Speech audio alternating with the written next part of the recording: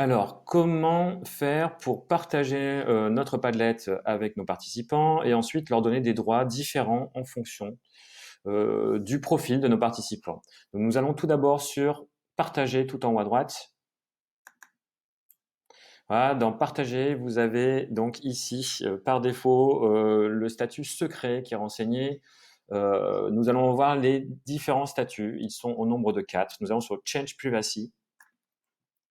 Voilà, vous avez les 4 statuts. Le public, donc nous voyons que le public, il sera public et donc accessible à tous.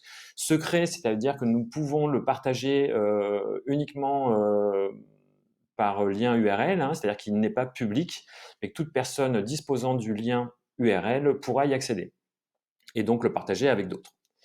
Et nous pouvons voir que là, dans le cadre du statut secret, on donne une permission aux visiteurs et on peut leur dire soit ils sont éditeurs, soit simplement donc contributeurs, ils peuvent écrire, voire même simplement lecteurs.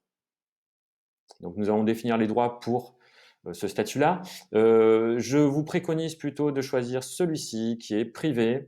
Donc privé, c'est-à-dire que ce Padlet sera bien sûr donc ne sera pas public et il sera uniquement accessible par les personnes qui ont été invitées, donc nommées. Nous allons sauvegarder.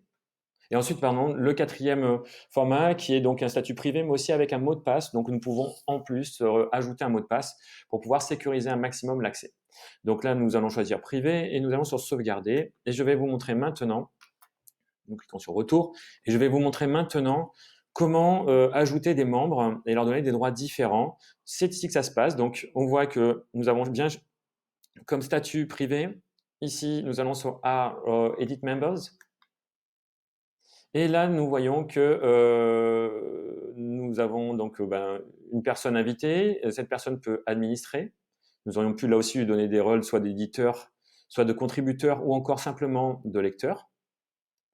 Et je peux aussi ajouter d'autres personnes.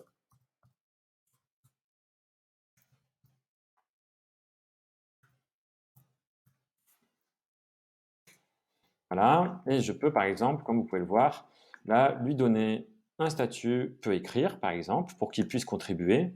Et ensuite, ici, je peux, par exemple, lui retirer ou renvoyer même une invitation.